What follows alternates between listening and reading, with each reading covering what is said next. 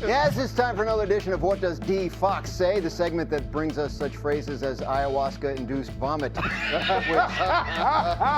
is an all-timer that we'll never, ever stop bringing back. Let's get started on today's edition. If I were to say the NFC East is going to have a back-to-back champion for the first time in 21 years, what does D. Fox say? I say it will happen for the first time in 21 years. I think the Eagles repeat as division champs. I know everyone who watches this show knows that there's nothing more offensive to Graz. Well, there's one thing more offensive to Graz. Actually, there's one thing that we will not discuss.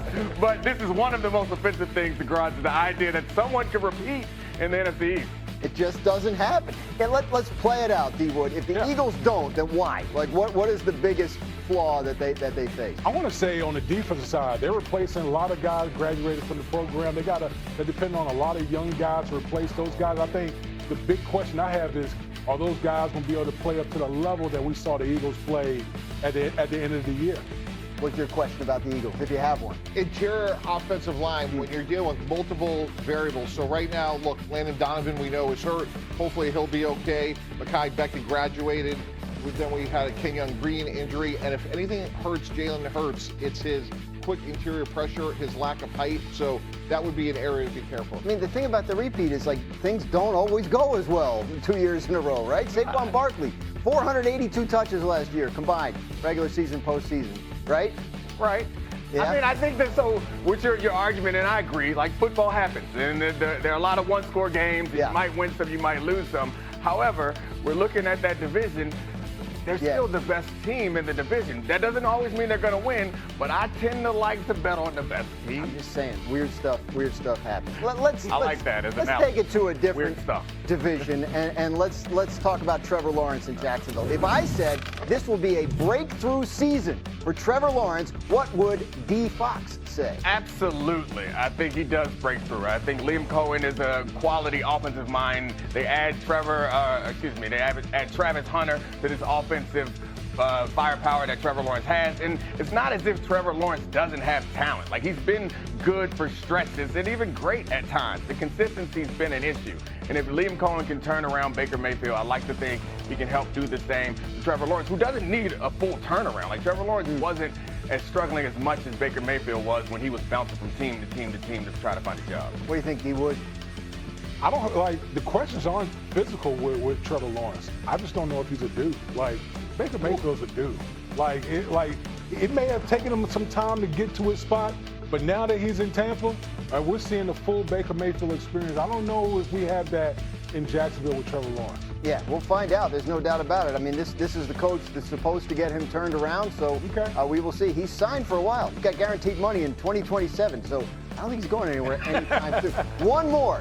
The Steelers announced yesterday that Aaron Rodgers will not play this weekend against the Bucs. If I were to say that is a mistake, that Rodgers sitting out the preseason is a mistake, what would D. Fox say? Yeah, I would agree with you. Like, he set out last year's preseason, and it didn't turn out well. But I also think that, like, he's in a new situation. The new offensive line and new receivers, new everything. The idea that you don't want to get any practice runs and get out there and go through the motions at least once or twice. Like, I know that he knows how to play football. That's not the question. It just doesn't seem like it hurts you to go out for a series or two and figure some things out. What do you think? You know, in the production meeting, I'm like, do I want a 41-year-old? Hell yeah. You know what? He needs to be out there. Like, I don't know how, it seems like every year Aaron Rodgers kind of avoid the preseason. Get his behind out there. He needs to play with all the other guys since he wasn't there this offseason. Especially this year, guys, because you have 3 offensive linemen in their second year. You have a rookie running back in Caleb Johnson you're counting on. What's going to happen with his pass protection? Who's their second receiver? You have a lot more questions than answers. And Meek, you nailed it. Aaron Rodgers knows how to play football.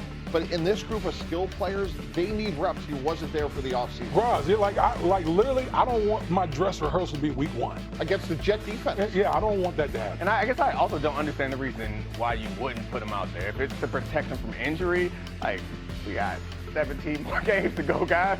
Like, if one series is a concern, then I'm really more concerned about Aaron Rodgers than anybody else. It seems like the Steelers are sitting most, if not all, of their starters. When you make a plan for how to, who plays in the preseason, that comes into it as well, right? Yeah, context is everything, though. Like, when we're talking to Aaron Rodgers, again, presumably going back to March, guys, remember, sitting there in the draft, they could have taken a quarterback in the first round, Jackson Dart, Fedor Sanders, whomever. So clearly Aaron Rodgers was in the plan. So Dan, to answer your question, they should have said, hey, you're going to be here for this part of the offseason program. We're going to get you into 2 or 3 series in the preseason, whatever it may be. So TJ Watt doesn't need reps. Like, it's not, context is everything here. Again, you have so many new skill players. They need meaningful reps. That Jet defense on opening day, that is not the first time you want to be out there. How much of it is like a new system? Obviously, he's played a lot of football, but this is different from what he's been in. Does he need time to drill that, or is practice enough? No, he needs time. Like, this is not the Nathaniel Hackett system that he's been running, with the Jets and with Green Bay. This is a different deal. This is not his offense like he's been, having with the Jets. So he needs time with the offensive line, skill position players. Again, he wasn't there this offseason. If it doesn't look like the Jets offense from last year, I could argue that that's a good thing. That's a great but I point. mean, like, how do you see this working with Aaron Rodgers, Arthur Smith, and that crew they have there? Yeah, I mean, there are going to be some growing pains, and that's why I think we all argue for a little bit of preseason, because maybe you can knock a little bit of the growing pains out of the way early, but there are going to be some challenges. Anytime you have this many new people in a new situation, there are going to be some challenges. So I think it comes together towards the end of the season for them, because I think they don't ask a whole lot. As long as they can, have some semblance of effective running game, I think things get a lot easier. I think to that point, a key name, guys, is Caleb Johnson, 3rd-round running back from Iowa. He is somebody that I thought was going to get drafted higher, really good outside zone runner. If he's productive for this guy, for this offense, it'll make Aaron Rodgers' life a lot easier. He's a great fit with what Arthur Smith wants to do, multiple tight ends. So to me, this is the real X factor. If they get him going, especially early, that'll buy time for this offense to come together. I think he's a guy you probably will see in the preseason, because he needs those. They have Jaylen Warren in front of him. They have Kenny Gainwell, who was with the Eagles. So there's an interesting running back room, but they're looking at the rookie for Jayden Daniels. To talk more about the success at Washington, we have NFL insider Dan Graziano, senior front office insider Mike Tannenbaum here with us. Dan, your latest article on ESPN.com takes an inside look at how organizations are setting up rookie quarterbacks for success. What did you learn about Jayden Daniels and how the Commanders kind of helped him develop from early on?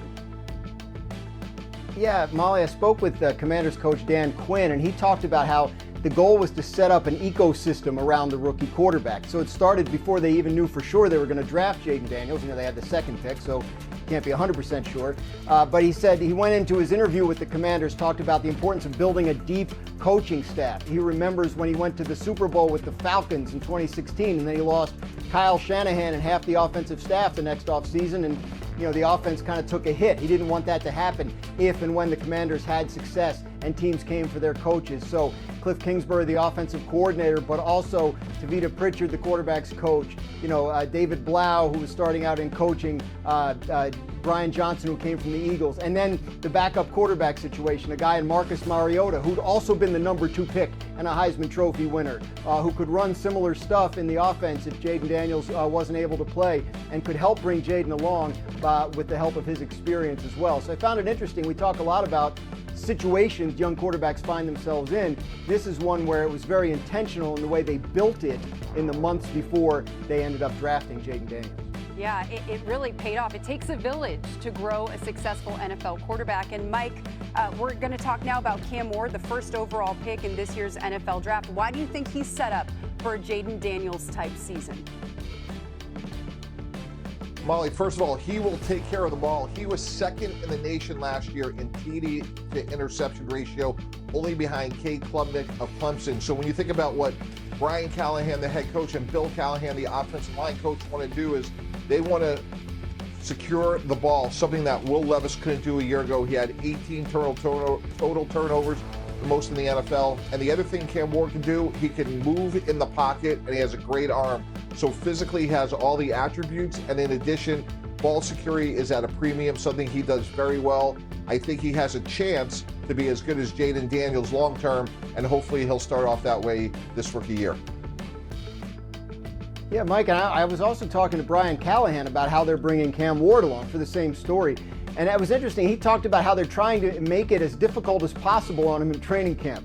A 15-second shot clock instead of a 40-second play clock, just so he can get used to getting in and out of the huddle quickly. Dialing up blitzes and disguising blitzes with the defense in practice reps and not alerting him ahead of time. So I think that reflects what you're talking about, Mike, about how they believe he has the skills and the ability to do it, and now it's just about getting him in the frame of mind, giving him the ability to manage difficult situations and put those skills to use in the way he will have to in an NFL game. So I found that interesting, different approaches in terms of how comfortable you want your guy to be right away, how uncomfortable you might want him to be right away.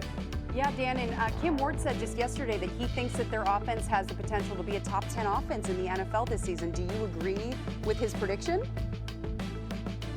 Do I agree? Yeah. I mean, it's August. Optimism. It's the time of the year for hope and optimism. So, Calvin Ridley's a really good player. Tony Pollard's a really good player. They've invested in the line. I think it'd be a surprise to a lot of people, but why not? Top 10 a lot better than when Kim Ward said that he thought that their offense was mid. So obviously they're making some improvements now during training camp. Mike and Dan, thanks for your time. Let's bring in our sports betting analyst, Aaron Dolan, right now and keep the focus on the rookies. Aaron, when you look at the odds for Offensive Rookie of the Year, who are you looking at? So I'm looking at the favorite right now, which is Ashton Jeanty.